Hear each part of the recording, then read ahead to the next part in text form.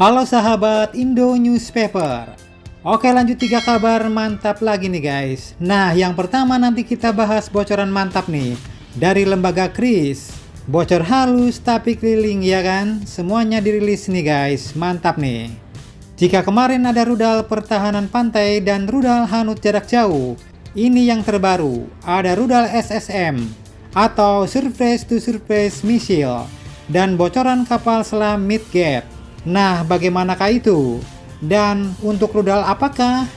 Dan untuk rudalnya berapa banyakkah rudal SSM yang diborong? Setelah ini kita bahas. Kemudian kabar kedua nanti datang dari Korea Selatan yang kini semakin serius merumuskan pengembangan jet tempur terbarunya, yaitu KF-21 Block 3 guys. Jet tempur yang bakal melakukan lompatan teknologi dari generasi 4,5 ke generasi 5. Nah lo, lantas apa sajakah yang bakal berubah? Dan kemampuan baru apa yang bakal dimasukkan Korea ke dalam KF-21 Block 3-nya ini? Penasaran beritanya? Mari kita bahas berita lengkapnya satu persatu guys. Nah, yang pertama kita bahas lagi guys, bocoran dari lembaga Kris. Jadi langsung aja nih, ada 2 guys. Yang terbaru ada Surface to Surface Missile, rudal permukaan ke permukaan yang bisa dibilang ini adalah rudal anti kapal. Dan kedua nanti adalah alokasi anggaran untuk kapal selam berukuran sedang atau midget submarine senilai 480 juta US dollar.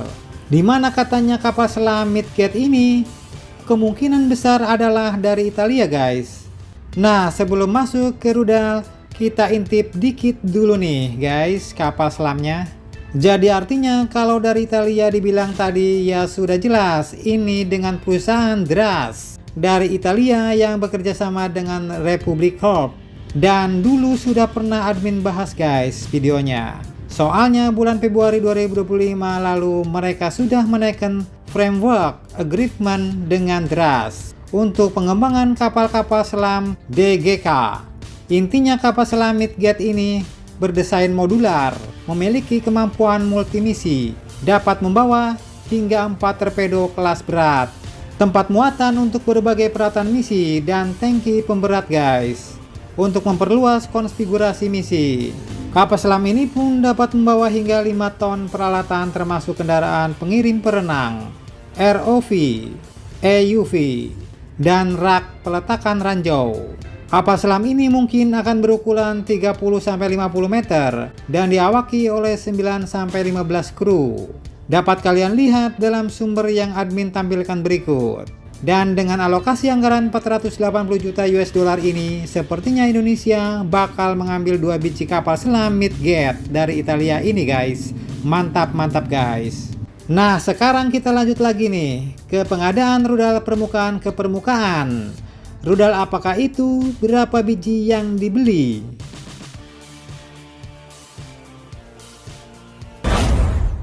Nah, jadi untuk rudal ini sepertinya jelas ya guys. Rudal permukaan ke permukaan, rudal anti kapal. PSP sudah ada, berarti dananya jelas sudah disiapkan dan sumbernya sudah di booking senilai 8,3 triliun rupiah.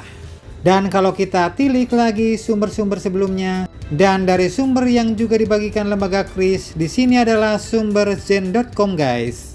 Di mana Zen menyebut bahwa Indonesia telah memberikan kontrak kepada perusahaan pertahanan lokal PT Republik Defensindo untuk pengadaan batch awal rudal berpemanduan anti kapal Atmaka dari Turki. Dan kontrak ini katanya mencakup pengadaan 45 unit rudal beserta peluncur dan terminal pengguna terkait.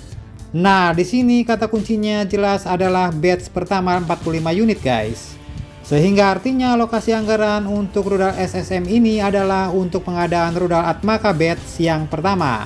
8,3 triliun rupiah untuk 45 biji Atmaka. Dan kalau sudah ada kata batch pertama ya sudah jelas guys. Pasti ada batch yang kedua, ketiga, atau bahkan yang keempat ya kan. Admin pun gak asal cakap nih, pasalnya juga pernah diberitakan oleh media asing arus utama Turki, salah satunya safunmasanais.com. Dimana katanya untuk Indonesia pengadaan rudal Atmaka selanjutnya di masa depan diperkirakan bakal mencapai lebih dari 300 unit. Mantap guys. Nah, tapi untuk yang batch kedua, batch ketiga, dan selanjutnya ini admin juga belum tahu kapan guys. Kemudian lanjut kita ke rudalnya. Jadi di Turki Atmaka sendiri artinya adalah elang guys. Jadi kalau di Indonesia artinya rudal elang.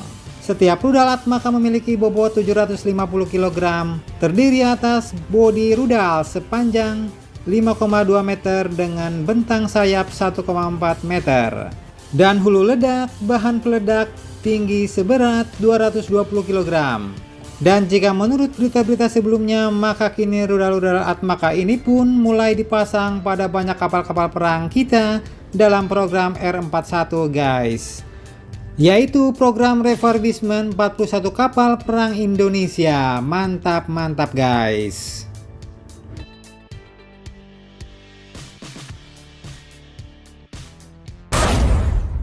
Oke, lanjut sekarang kita masuk ke pengembangan KF21 Boramae yang kini resmi bergerak ke arah blok 3 alias KF21 versi siluman guys.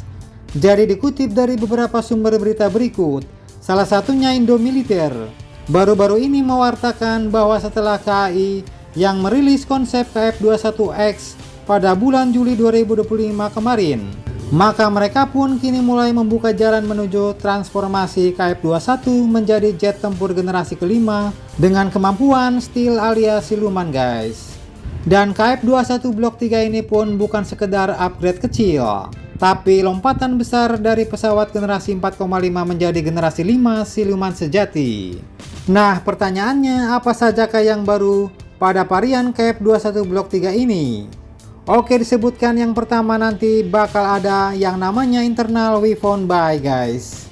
Jadi senjata seperti rudal, meteor, dan bom presisi tidak lagi digantung di sayap atau di luar badan pesawat, tapi bisa disembunyikan di dalam perut pesawat guys. Dan hasilnya penampang radar pesawat pun makin kecil dan kemampuan stealth alias kemampuan silumannya makin tinggi. Kemudian juga akan dipasang material siluman dan mesin baru nih. Nah, material canggih anti radar dan mesin turbofan generasi mendatang yang sepenuhnya buatan Korea. Mesin ini kelak bakal menggantikan engine F414 buatan Amerika dan menjadikan KF21 semakin mandiri buatan Korea Selatan guys. Kemudian lanjut juga ada sensor dan elektronik. Jadi ini maksudnya adalah sistem peperangan elektronik dan penargetan optik terintegrasi tanpa lagi menggantung port eksternal. Jadi kalau sudah dipasang sensor dan EW secara internal, maka jet ini pun bakal terlihat lebih bersih, lebih rapi, lebih siluman, dan pastinya lebih mematikan. Kemudian katanya juga bakal dapat rudal udara ke udara jarak jauh baru guys, rudal dengan propulsi RAM, jangkauan lebih luas, dan akselerasi fase terminal yang lebih ganas. Nah, lantas kemudian kapankah selesainya? Dari Indomiliter menyebut bahwa KF21 Blok 1 ini merampungnya akhir tahun 2026 guys, yang Blok 1. Kemudian Blok 2 nyusul dengan kemampuan udara ke darat yang lebih besar. Dan KF21 Blok 3 diproyeksikan hadir setelahnya dengan konfigurasi stealth penuh dan mesin lokal. Hal baru yang kini sedang didemonstrasikan, jadi mungkin tahun 2030-an guys. Kemudian tak cuma itu, KF21 Blok 3 juga akan siap mengendalikan drone Royal Wingman melalui link data super cepat. Artinya satu jet bisa memimpin kawanan drone otonom dalam operasi tempur masa depan. Pertanyaannya, apakah KF21 Blok 3 ini juga bakal dilirik Indonesia? Jet tempur kan bakal berdampingan dengan KF21X di masa depan.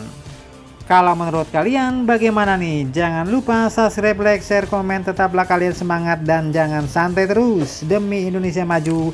Salam Indo Newspaper. Sampai jumpa guys. Terima kasih.